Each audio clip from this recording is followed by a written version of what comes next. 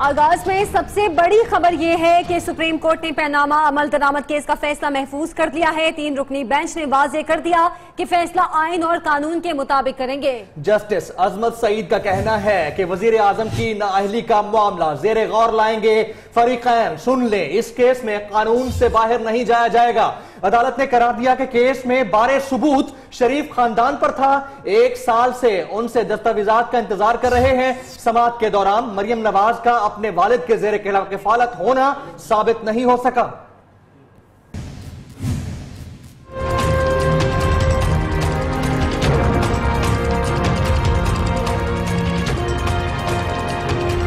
Panama अमल दरामद case GIT report पर 5 रोजा समाअत, फैसला महफूज। 3 रुकनी बेंच के सरबराह जस्टिस एजाज अफजल ने 2 टोक अल्फाज में कहा, कानून के दायरे में रहकर लहरों के मुखालिफ भी तैरना हो तो तैर लेंगे। दूसरी मुलाजमत से मुताल्लिक आइन में पाबंदी जजेस के लिए, किसी दूसरे ऑफिस होल्डर के लिए नहीं, जिस पर एडिशनल अटॉर्नी जनरल ने जवाब दिया कि वजीर आजम पर ऐसी कोई वाज़ेह पाबंदी आयद नहीं की गई। जस्टिस एजाज अफजल ने रिमार्क्स दिए, अवामी ओहदा रखने वालों की आमदन असासों के मुताबिक ना हो तो क्या होगा। जस्टिस एजाज अफजल ने कहा, मरियम नवाज के जेर कफालत होने के वाज़ेह शवाहिद नहीं मिले। असासे जाहिर करने पर ही वजीर आजम की नाअहली का फैसला दिया जा सकता है। वजीर आजम के बच्चों के वकील सलमान अकरम ने दलाइल में मौक़िफ़ अपनाया कि बच्चे अपने कारोबार के खुद जिम्मेदार हैं। 2004 तक बच्चों को कारोबार के लिए वसाइल उनके दादा देते रहे। अगर बेटा असासे साबित ना कर सके तो जिम्मेदारी वालिदैन पर नहीं आ सकती। जस्टिस एजाजुल एहसन ने सवाल उठाया कि वजीर आजम ने पुरस्रार सबूत स्पीकर कौमी असम्बली को दिए, हमें क्यों नहीं दिए।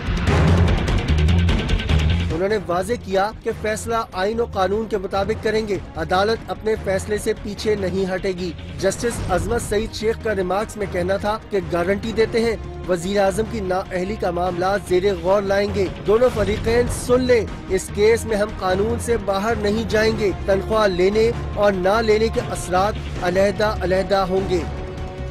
सुप्रीम कोर्ट ये भी कहती है कि हुदैबिया पेपर्स मिल्स केस में इसहाक डार के खिलाफ इतना मवाद मौजूद है कि कानूनी चाराजोई शुरू हो सकती है। जस्टिस एजाज अफजल ने साफ साफ बता दिया, कहते हैं हो सकता है इसहाक डार के खिलाफ कार्रवाई शुरू हो जाए।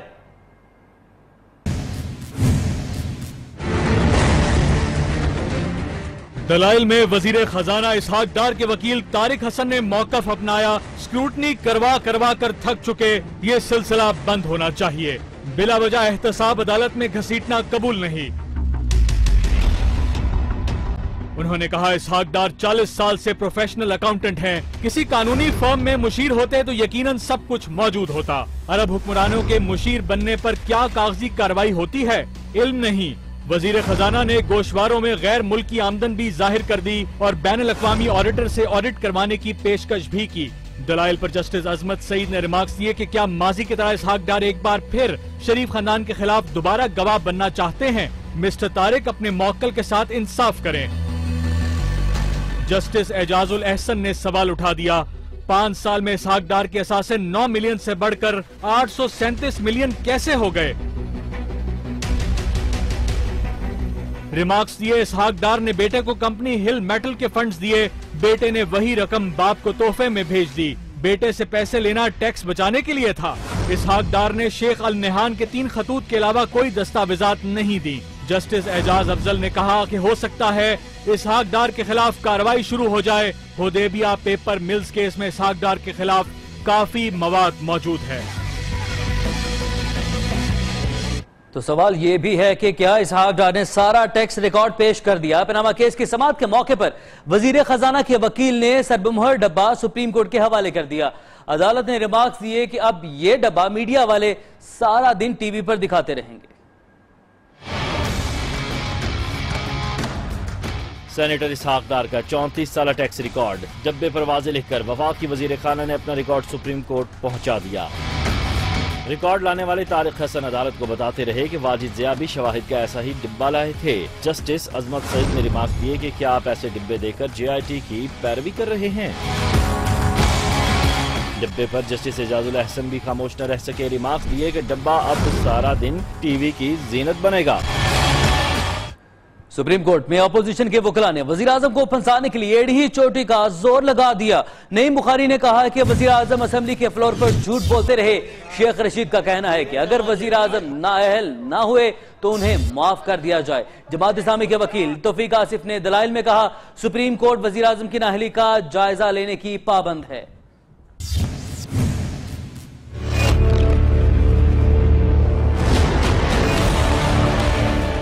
नईम बुखारी, शेख रशीद और तौफीक आसिफ के जोरदार दलाइल।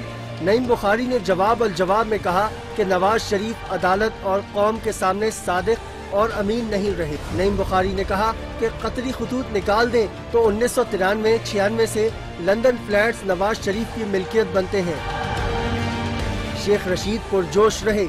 अदालत में कहा, शरीफ खानदान ने 13 सवालों के जवाब भी ना दिए। दरखास्त आर्टिकल 62 और 63 की है, लेकिन इस्तदा है कि अगर वजीर आजम नाअहल ना हुए तो उन्हें माफ कर दिया जाए। जमात इस्लामी के वकील तौफीक आसिफ ने दलाइल दिए कि 2 जजेस पहले ही नाअहली का फैसला दे चुके हैं। अदालत 20 अप्रैल के फैसले की रोशनी में वजीर आजम की नाअहली का जायजा लेने की पाबंद है। पनामा केस में लंदन फ्लाइट्स की ट्रस्ट डीड का मामला सरगर्म रहा। अदालत उज़्मा में जमा करवाई गई ट्रस्ट डीड इतवार के रोज लंदन से इशू की गई। नियो न्यूज ने तहकीक की तो पता चला कि पहले से तयशुदा वक्त या मुकाम पर नोटरी ऑफिस का नुमाइंदा किसी भी वक्त तस्दीक कर सकता है। ऐसे ही दलाइल आज अदालत में वजीर आजम के वकील सलमान अकरम राजा ने भी दिए, जिन्हें जज साहिबान ने मान लिया।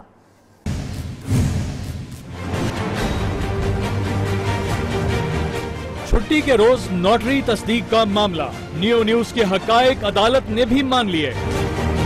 नियो न्यूज की तहकीक के मुताबिक लंदन का नोटरी ऑफिस हफ्ते में 5 दिन बाकायदा काम करता है, लेकिन इनका नुमाइंदा हफ्ता और इतवार भी दस्तयाब हो सकता है। नोटरी ऑफिस यूके की वेबसाइट पर भी वाज़ेह लिखा है कि अगर पहले से वक्त और मकाम तय हो तो नोटरी का नुमाइंदा किसी भी जगह आकर दस्तावेजात की तस्दीक कर सकता है। नुमाइंदे की दस्तयाबी दफ्तरी औकात से हटकर भी मुमकिन है। लंदन में बहुत से सॉलिसिटर हफ्ता बल्कि इतवार को भी खुलते हैं। कमरा अदालत ने वज़ीर आज़म के वकील सलमान अकरम राजा के नोटरी तस्दीक पर दलाइल से मौजूद जज साहिबान भी मुतमईन हो गए। इक़्तिदार की भीख मांगने वाले इंतखाबात की तैयारी पकड़ लें। वज़ीर आज़म ने सियासी मुखालिफिन को वाज़ेह पैगाम दे दिया। नून लीग ने सियासी सूरत हाल पर अहम बैठक सजाई, जिसमें तय किया गया कि अदलिया के फैसले को मिन्नो अन तस्लीम किया जाएगा। शुरका ने इत्तफाक किया कि वज़ीर आज़म इस्तीफा नहीं देंगे। फैसला खिलाफ आने की सूरत में नए कायदे ऐवान के लिए 3 नाम ज़ेरे गौर लाए गए।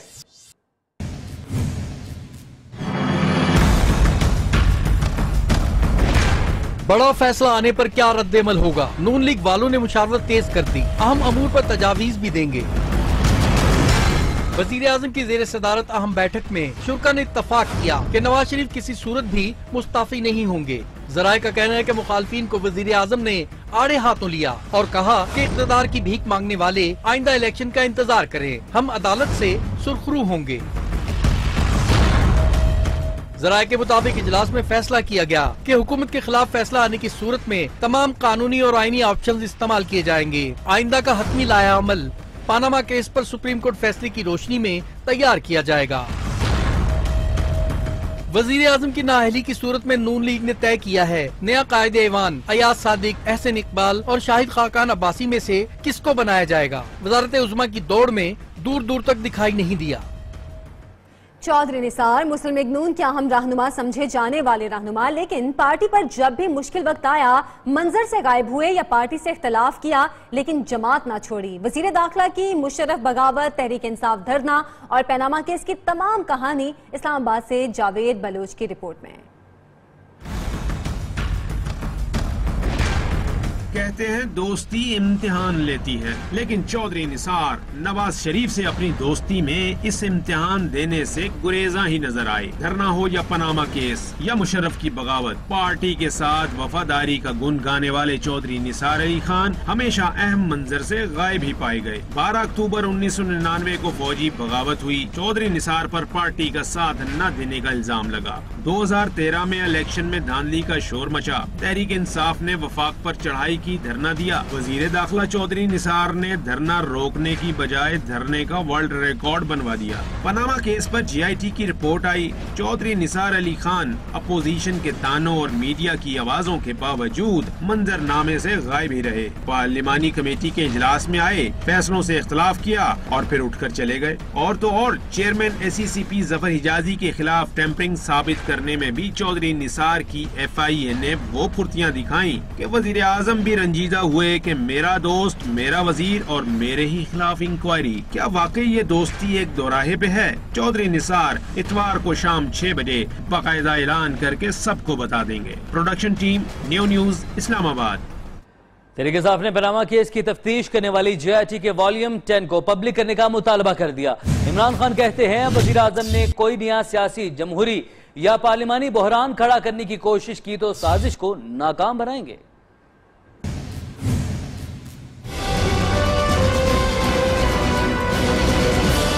पनामा अमल दरामद केस का फैसला महफूज। बनी गाला में कप्तान और खिलाड़ियों की बैठक। तहरीक इंसाफ का GIT के वॉल्यूम 10 को मंजर आम पर लाने का मुतालबा। बनी गाला में इमरान खान की ज़ेर सदारत तहरीक इंसाफ के 2 मुशावरती इजलास हुए। दूसरे इजलास में शेख रशीद ने भी खुसूसी शिरकत की। इजलास में इमरान खान ने कहा कि नवाज शरीफ के पास अब रुखसती के सिवा कोई रास्ता नहीं बचा। अब मियां साहब ने फैसला करना है कि वो खुद मनसब खाली करते हैं या सजा के बाद ओहदा छोड़ेंगे। ज़राए के मुताबिक इजलास में इस बात का भी फैसला किया गया कि आइंदा के लाए अमल से पहले पनामा अमल दरामद केस के फैसले का इंतजार किया जाएगा। फैसले से कबल PTI हुकूमती जमात की सरगर्मियों का भी जायजा लेगी। Shahbaz Ahmed, new news, Islamabad. Panama के फैसला कुन राउंड में अपोजिशन की हुकूमत पर ताबड़तोड़ वार आज भी जारी रहे। सिराजुल हक ने वजीर आजम को दुबई में मुलाजमत का ताना दिया, जबकि पीपल्स पार्टी वालों का कहना है कि जख्मी शेर अब खंबा नोच रहा है। उधर PTI को यकीन है कि वजीर आजम नाअहल हो जाएंगे और फैसला भी अगले हफ्ते तक आ ही जाएगा। मियां साहब, ये गलती न करना दोबारा कदम बढ़ाने की। जो फैसला हो वो तुम्हें मंजूर हो और खबरदार किसी को धमकी देने की आइंदा कोशिश। सबूत अब सबके सामने आ गए, उसमें से नवाज शरीफ अब नहीं बने। अदालत में यह साबित हुआ है कि पापा भी पापी है, पप्पू भी पापी है और बाकी भी पापी। इस फैसले के आने के बाद करप्शन फ्री पाकिस्तान बनेगा। जख्मी शेर अब खंबा नोच रहा है, ये अफसोस की बात है। ये अगर बच के निकल गए तो फिर उस GIT को और पता नहीं और किस किस को कौन बचा पाएगा इनसे। दूसरी जानिब वज़ीर आज़म के दिफा में हुकूमती दस्ता भी कमर बस्ता रहा। पनामा के फैसला कुन राउंड की समाअत मुकम्मल होने पर हुक्मरान लीग ने आवाम को मुबारकबाद दे दी। नून लीगी रहनुमाओं ने इस्तिस्ना के बावजूद वज़ीर आज़म की पेशियों का किस्सा सुनाया। इमरान खान के लिए पागल खाने में कमरा तैयार कराने की पेशकश भी कर दी। वजीर आजम ने वो रवायत पाकिस्तान के अंदर शुरू की है कि एहतसाब से किसी को इस्तिस्ना हासिल नहीं है।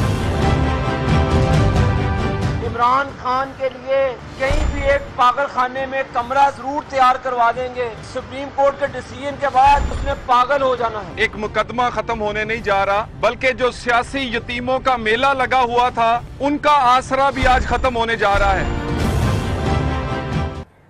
अभी आपको हम खबर दें कि रिकॉर्ड टेम्परिंग केस में गिरफ्तार चेयरमैन SECP जफर हिजाजी की तबीयत बिगड़ गई है। मुआयने के लिए उन्हें पिम्स अस्पताल मुंतकिल कर दिया गया है। इस्लामाबाद हाई कोर्ट की जानिब से अबूरी जमानत मंसूख होने पर जफर हिजाजी को आज FIA ने गिरफ्तार किया था।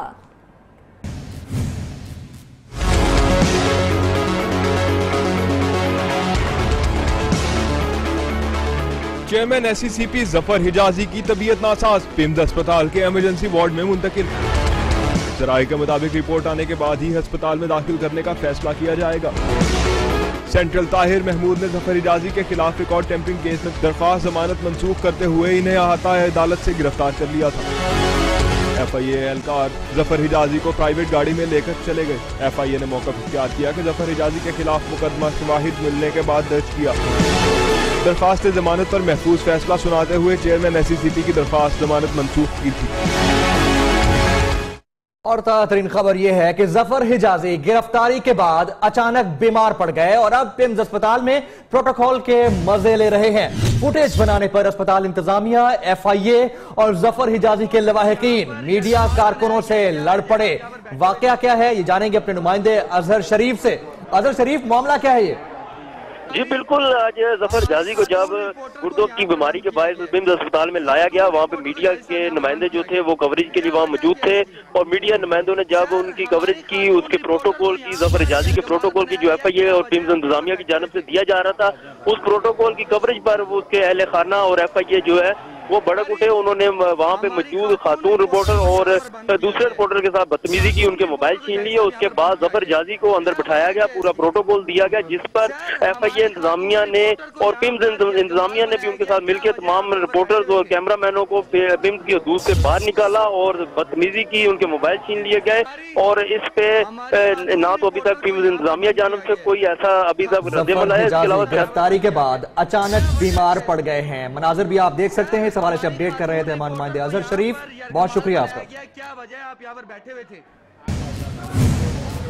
पनामा केस की समाअत के आखिरी दिन स्टॉक मार्केट भी अफवाहों की लपेट में रही। कारोबार के पहले सेशन में KSE 100 इंडेक्स 500 से जायद पॉइंट्स का खसारा देखा गया, मगर मजमूई तौर पर कारोबारी सरगर्मी महदूद रही।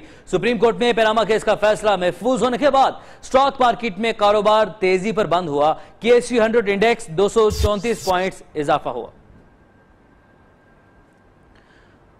आपको बताएं कि KSE 100 इंडेक्स में ही आज अफवाहों की लपेट में रही है। कारोबार के पहले सेशन में KSE 100 इंडेक्स 500 पॉइंट से ज्यादा का खसारा देखा गया, मगर उसके बाद दिन के इख्तिताम पर 234 पॉइंट्स का इजाफा हुआ।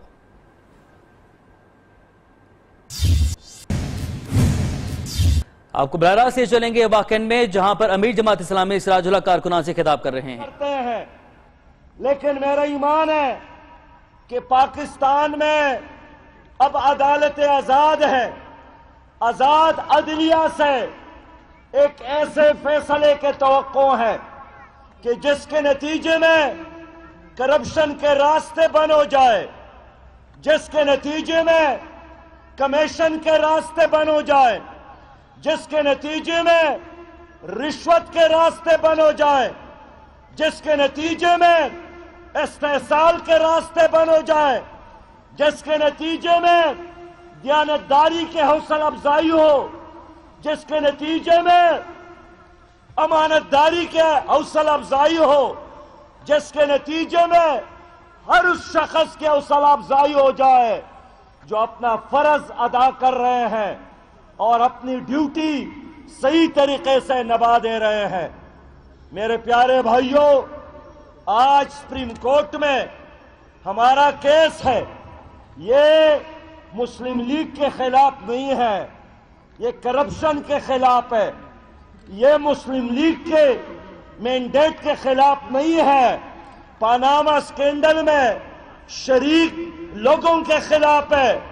इसलिए जमात इस्लामी 1996 से इस मुल्क में करप्शन के खिलाफ मुहिम चला रही है।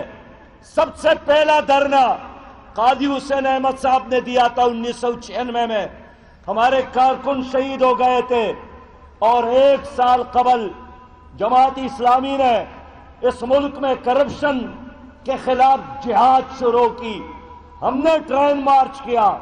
मैं वो कला के पास जमात इस्लामी सिराजुल्लाह वाकन में तकरीर से खिताब कर रहे थे। बुलेटिन में आगे बढ़ेंगे। आपको बताएं, कराची में एक बार फिर पुलिस एहलकारों को निशाना बनाया गया है। कोरंगी में पुलिस मोबाइल पर फायरिंग से 3 एहलकार शहीद, जबकि एक राहगीर बच्चा जान बाहक हो गया। 6 हमलावर 3 मोटरसाइकिलों पर सवार थे। जाए वकुआ से 9mm पिस्तौल के 45 खोल मिले हैं।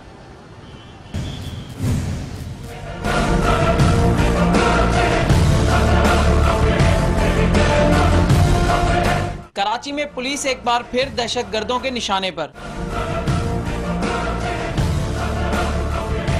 कोरंगी दारुल उलूम कराची के करीब नामालूम अफराद अवामी थाने की पुलिस मोबाइल पर फायरिंग करके फरार हो गए। वाकये के बाद पुलिस और रेंजर्स की भारी नफरी ने इलाके को घेरे में ले लिया। शहीद एहलकारों की शनाख्त बाबर, कमर और अमजद के नामों से हुई। बच्चे की शनाख्त जाहिद आलम के नाम से हुई। ये बिल्कुल सेम वही मोटर से फंडाई है जिस तरह पहले बल्दिया में साइड के एरिया में जो वाकया हुआ था, और मुझे वही ग्रुप नजर आ रहा है इसके अंदर। और ये जो कराची में हालिया दहशतगर्दी की कार्रवाई शुरू हुई है, उसी का सिलसिला नजर आ रहा है। वजीर आला सिंध ने वाकये का सख्ती से नोटिस लेते हुए IG सिंध से रिपोर्ट तलब कर ली है। कराची में दहशतगर्दों ने आज फिर कानून के मुहाफिजों को निशाना बनाया। पुलिस एहलकारों को किस तरह निशाना बनाया गया, हमलावर किस तरफ से आए, किस तरफ फरार हुए और वक़ुआ की तफसीलात बता रहे हैं न्यूज़ के नुमाइंदे नसीम आदिल। जी नसीम। जी बिल्कुल, इस वक्त मैं कोरंगी के इलाके दारुल उलूम चुरंगी के करीब मौजूद हूँ, जहाँ पे आज शाम 6 बजे एक फायरिंग का वाक़या रूनुमा हुआ है, जिसमें सिंध पुलिस के 3 एहलकार शहीद और एक बच्चा इस वाक़े में जाँ बाक हुए हैं। ये एक मेरे रकम में ट्रक खड़ा हुआ है। ये ट्रक का आज दिन में एक्सीडेंट हुआ था।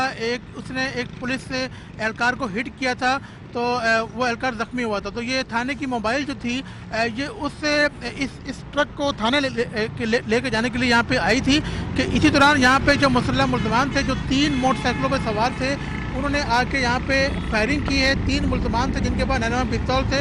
उन्होंने ये पुलिस मोबाइल है, आप मेरे अकम में दे सकते हैं कि थाना अवामी कॉलोनी की ये पुलिस मोबाइल है। मुल्ज़मान ने 3 तरफ से फायरिंग की है, इंतहाई करीब से फायरिंग की है। जो हमारी बात हुई है मेडिको लीगल ऑफिसर से, उनका कहना है कि डेड बॉडीज की जो पोजीशन है, सही लगता है कि 3 से 4 फीट के फासले से मुल्ज़मान ने पुलिस मोबाइल पे हमला किया है। गाड़ी की विंड स्क्रीन देखें वो टूट चुकी है। मोबाइल के अंदर सुराख आप देखें, इसमें जो लेफ्ट साइड है यहाँ पे जो सुराख हुए हैं गाड़ी के अंदर, और मोबाइल की हालत देख सकते हैं कि मोबाइल इंतहाई खस्ता हाल के अंदर है। हैरत अंगेज़ बात यह है कि 3 मुल्ज़मान थे जिन्होंने फायरिंग की है। मजमूई तौर पर 6 मुल्ज़मान थे। वो तीनों मोटरसाइकिलों पर सवार थे, उनके चेहरे भी खुले हुए थे, उन्होंने हेलमेट नहीं पहने हुए थे। मजमूई तौर पर यहाँ पे 50 से ज़ायद फायर किए गए। 3 पिस्तौल से यहाँ पे फायर किए गए, जिसमें जय वक़ुआ से 45 खोल मिले हैं 99 पिस्तौल के। मुल्ज़मान 2 से 2.5 मिनट तक यहाँ पे मौजूद रहे, पुलिस पे फायरिंग करते रहे। यहाँ पे किसी ने उनको रोकने की कोशिश नहीं की। नसीम आदिल हमें तफसीलात बता रहे थे, शुक्रिया आपका। बुलेटिन में यहाँ एक ब्रेक, जिसके बाद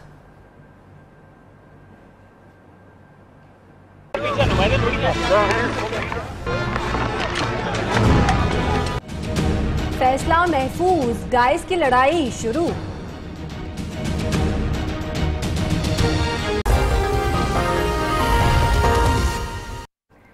वेलकम बैक। आपको बताएं कि मकार भारत अपनी ओछी हरकतों से बाज न आया। दुश्मन मुल्क की जानिब से सीज फायर की खिलाफ वर्जियों का सिलसिला मुसलसल जारी है। लाइन ऑफ कंट्रोल पर लीपा सेक्टर में भारतीय फौजी ने शहरी आबादी को निशाना बनाया। फायरिंग से एक शहरी शहीद और 4 जख्मी हो गए। पाक फौज की जवाबी कार्रवाई में 3 भारतीय फौजी मारे गए। 3 पोस्टें भी तबाह कर दी गई।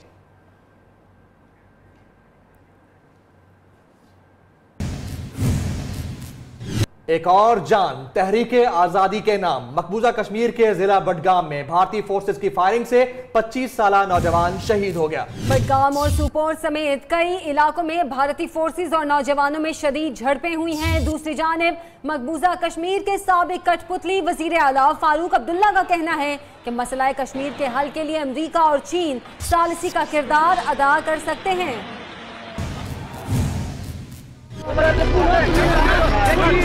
25 साल तनवीर अहमद वानी बडगाम में काबिज फोर्सेस की गोलियों का निशाना बनकर शहीद हो गया।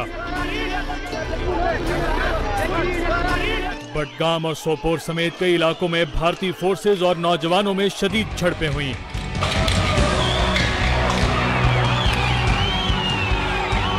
साबिक कठपुतली वज़ीर आला फारूक अब्दुल्ला का कहना है कि मसला कश्मीर के हल के लिए अमेरिका और चीन सालिसी का किरदार अदा कर सकते हैं।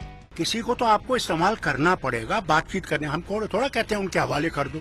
श्रीनगर में अक़वाम मुत्तहिदा के दफ्तर की जानिब मार्च करते हुए यासीन मलिक को गिरफ्तार किए जाने पर उनकी अहलिया मिशाल मलिक ने शदीद एहतजाज किया। मिशाल मलिक का कहना था कि यासीन मलिक पर गिरफ्तारी के दौरान तशद्दुद किया गया, उनका गला भी दबाया गया।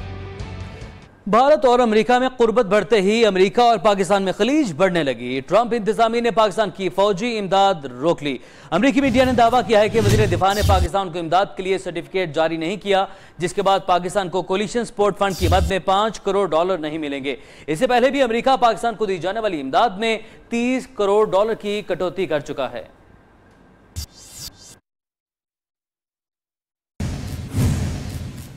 खबरें और भी हैं, लेकिन यहाँ वक्त हुआ है एक ब्रेक का। हमारे साथ रहिए। Welcome back. पनामा केस का फैसला आने को है, लेकिन अदालत के बाहर हुकूमत और अपोजिशन में डाइस की लड़ाई खत्म होने का नाम नहीं ले रही। आज भी मुस्लिम लीग नून अपना डाइस वापस ले गई। पीपल्स पार्टी के रहनुमाओं को बगैर डाइस के ही काम चलाना पड़ा। ये डाइस मेरा है, मीडिया टॉक करनी है तो अपना डाइस लाओ।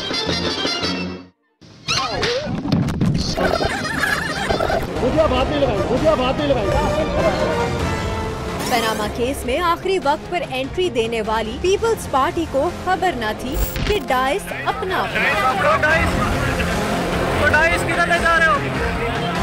नून लीग वाले डाइस ले गए तो पीपी रहनुमाओं को माइक एक शख्स के हाथ में थमाकर मीडिया टॉक करना पड़ी। ये अलग बात कि पीपल्स पार्टी ने डाइस के बगैर भी तसल्ली से और तफसील से अपनी बात की।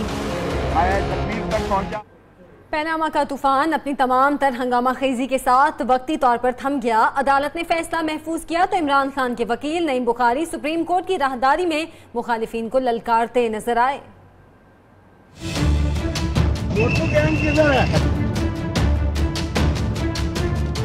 सुप्रीम कोर्ट ने पनामा केस का फैसला महफूज किया तो इमरान खान के वकील नईम बुखारी कमरे अदालत से निकलकर नून लीगी रहनुमाओं को ढूंढते नजर आए।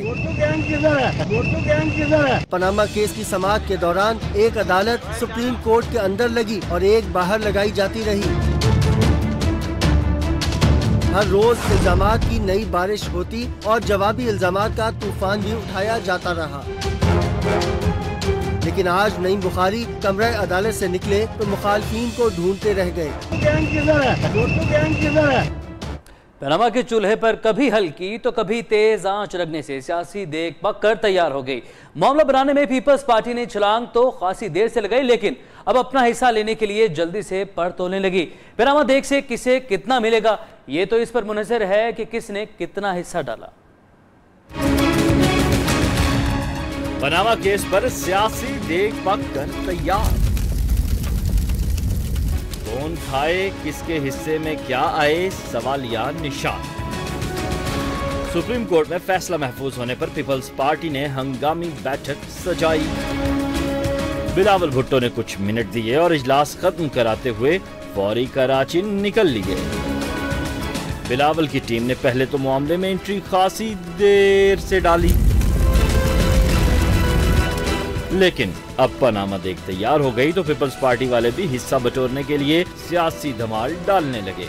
सियासी हल्के कहते हैं पीपल्स पार्टी कितने भी धमाल डाल ले, ये देख खाएगा वही जिसने तैयार कराने में खूब जतन किए। प्रोफेसर हसन अकबर कमाल कराची में चल बसे। उनके लिखे गए कई मिली नगमे कौम कभी भुला नहीं सकेगी। उनकी नमाज जनाजा कल अदा की जाएगी। अच्छे अच्छे काम की बहुत ही सीरियल में मैंने लिखा है इनके लिए। प्रोफेसर हसन अकबर कमाल 14 फरवरी 1946 को आगरा में पैदा हुए। उन्होंने कम उम्री से ही शायरी शुरू की। प्रोफेसर हसन अकबर कमाल ने मुतादिद कौमी नगमे तहरीर किए। हम हैं पाकिस्तानी, हम तो जीतेंगे, हाँ जीतेंगे। हम हैं पाकिस्तानी, हम तो जीतेंगे, हाँ जीतेंगे। वो गजल, गीत निगारी और नात सलामो मनकबत निगारी में यकसा दस्तरस रखते थे। आइए इस प्यार के लिए भी गीत लिखे। उनके लिखे गए गीतों ने पीटीवी पर धूम मचाई। कभी तुम इधर से गुजर के तो देखो, अच्छा इन आँखों से दिल में उतर के तो देखो, वाह यहाँ तुमको अपनी मोहब्बत मिलेगी। 1980 में उनका शेरी मजमुआ फिजा मेरे मौसम पर प्रोफेसर हसन अकबर कमाल को आदमजी अदबी अवार्ड भी दिया गया। एक और अफसोसनाक खबर, 2012 में भारतीय चैनल के प्रोग्राम सारे गामापा में पाकिस्तान की नुमाइंदगी करने वाले गुलकार जैन अली आज सुबह पुरस्कार तौर पर वफात पा गए। गुलकार का ताल्लुक मौसीकी के घराने से था। मजीद तफसीलात बता रहे हैं शकील साहिब। भारतीय निजी चैनल पर गुलकारी के मुकाबले में पाकिस्तान की नुमाइंदगी करने वाले 25 साल गुलकार जैन अली ने बेइंतहा शोहरत हासिल की।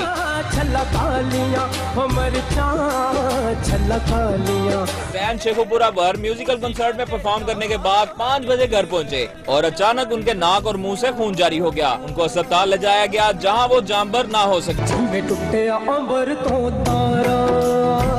शोबिस से वाबस्ता अफराद ने ज़ैन अली की वफात पर गहरे गम और रंज का इजहार किया और कहा कि ऐसा सितारा जो सदियों में पैदा होता है हमसे जुदा हो चुका है। Shakeel Zahid, neo news, Lahore. यहाँ आपको बताएं, पैनामा का हंगामा खेलों पर भी असरअंदाज होने लगा। आईसीसी चेयरमैन शशांक मनोहर का दौरा पाकिस्तान मंसूख हो गया। इंटरनेशनल क्रिकेट काउंसिल के मुताबिक मौजूदा सूरत हाल में चेयरमैन का दौरा मुनासिब नहीं है। पीसीबी चेयरमैन शहरियार खान ने गुज़िश्ता माह आईसीसी इजलास में चेयरमैन आईसीसी शशांक मनोहर को दौरा पाकिस्तान की दावत दे रखी थी।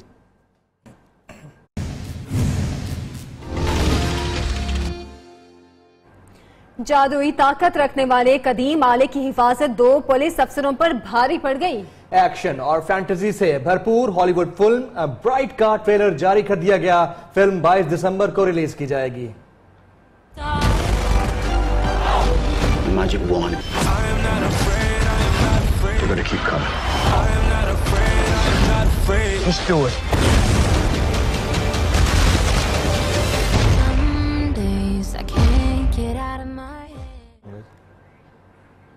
और नाज़रीन, न्यूज बुलेटिन में फिलहाल इतना ही। मज़ीद खबरों और अपडेट्स के लिए नियो न्यूज के साथ रहिए।